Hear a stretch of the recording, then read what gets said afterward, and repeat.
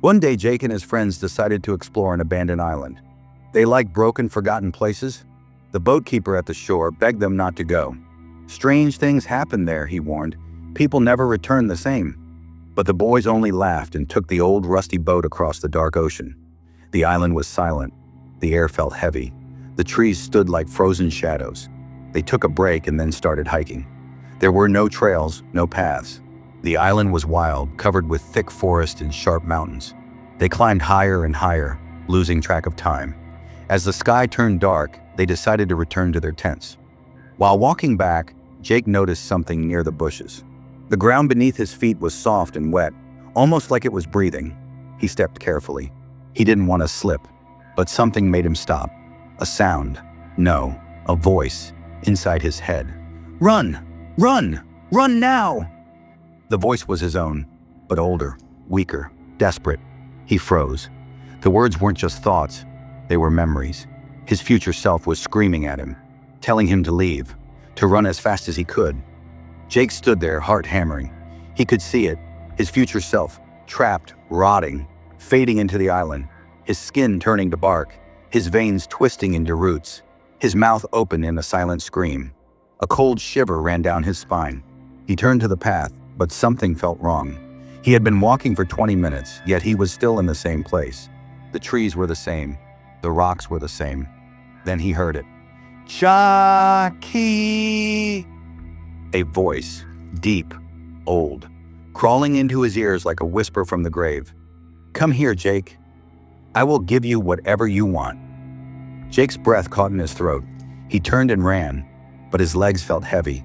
He ran and ran, yet he wasn't moving. It was as if the island itself was keeping him there. Then he saw it, his shadow. But it wasn't just his. Someone, something, was sitting on his shoulders. His blood turned to ice. His mouth opened, but no sound came out. A hand, long, dark, and thin, emerged from the trees. It reached for him. Jake couldn't move. He was frozen, trapped under the ghostly moonlight. The shadow around him shifted, twisting and curling like smoke. Then a sound. Voices. His friends. They were calling for him. The spell broke. Jake ran, heart pounding so hard it hurt. But he wasn't looking where he was going. He ran straight toward the Valley of Death. His father had warned him about this place. One wrong step. The ground crumbled beneath his feet. He slipped. He screamed. His body tumbled down into the darkness below. His friends searched for him all night. They called his name over and over. But Jake was gone. And yet, he wasn't. When the sun rose, they found no body, no trace of him. It was as if he had never existed. But as they turned to leave the island, one of them stopped. A chill ran through his spine. And then he heard it. A whisper, soft, broken, familiar. "Don't go!" He turned sharply, eyes scanning the forest. The trees stood still, their dark shadows stretching unnaturally under the morning sun. But something was wrong. One tree looked different. Its bark wasn't rough like the others. It was smoother, twisted. And then he saw it, a face barely visible beneath the cracks of wood. Jake. His mouth was frozen in an open scream, his eyes wide, hollow, trapped within the bark, staring at them. The ground pulsed beneath their feet, a slow, rhythmic heartbeat. The island was alive, and Jake was part of it now. His friends staggered back, terror washing over them. They needed to run. They needed to leave. But then, the island breathed. The trees swayed, though there was no wind. The ground rumbled, and all at once they heard footsteps, not theirs, hundreds, thousands, echoing through the trees. They turned to run, but the path behind them was gone. The forest had shifted. A voice, deep, ancient, crawling into their bones, spoke from the trees. "You came looking for the lost." The shadows around them twisted, moved. Shapes began forming between the trees. Figures, watching, smiling. "Now you will never leave." And somewhere in the distance, Jake was still running, still screaming, still falling, again and again, trapped forever in the island's endless nightmare.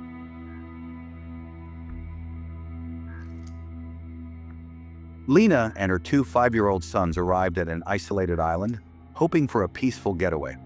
The island had around 40 inhabitants, all living as if they were in the 18th century, without technology, disconnected from the modern world. The house they rented was old, its wooden door creaking as it opened. Inside, dozens of dolls sat on shelves, their glassy eyes staring blankly. Lena assumed the previous owners had left them behind. It was a mistake, a terrible mistake. One of her sons picked up a doll, the cleanest one among the dusty collection, and slipped it into his backpack before following his mother upstairs. As they stepped into their room, the front door suddenly slammed shut with a force that sent shivers down their spines. Lena reassured herself. It must have been the wind. She started unpacking, but then her son, the one with the backpack, began to giggle in an unnatural, high-pitched tone. His face twisted into bizarre expressions, and he spoke in a voice that didn't belong to him. Lena froze. A cold sweat formed on her brow.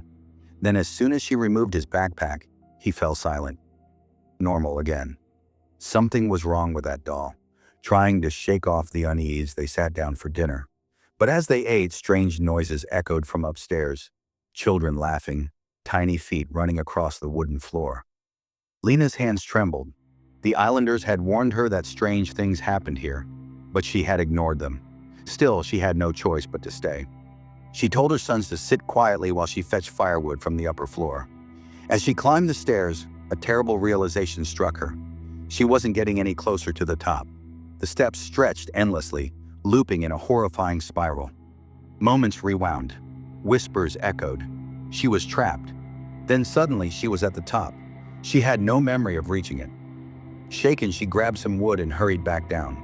While she was gone, her son had taken the doll out of the backpack and started playing with it. Then he collapsed. The lights flickered violently. The doll clung to him like a magnet to metal. His small body twitched, and when Lena rushed to help, he attacked her, clawing, laughing, screaming like something wasn't human anymore. She fought desperately, trying to rip the doll away, but it moved on its own. It stepped back, standing eerily in the doorway. Then, in a voice that was neither human nor childlike, it spoke. "A trade. One of you stays with me. You or your son." Tears streamed down Lena's face. She begged, she pleaded, but the doll only stared. She knew it wouldn't let them go. Heartbreaking silence filled the room. She turned to her boys, holding them close. "Be good men when you grow up," she whispered, pressing a final kiss to their foreheads. Then, without another word, she walked toward the doll. The next morning, the villagers found the children crying in the empty house. Lena was gone. As the boys were led out, one of them turned back. A new doll sat perfectly on the shelf, spotless, freshly placed, and it was smiling.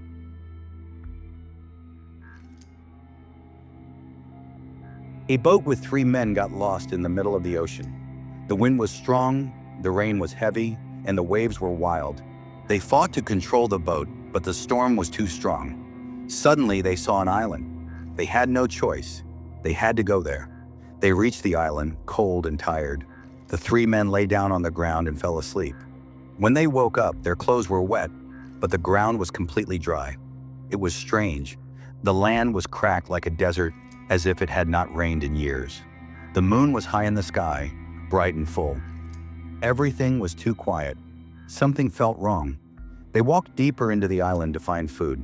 But the trees were broken. Not cut, not fallen, but ripped from the ground as if something strong had pulled them out. The air was hot like summer, but they had just come from a storm.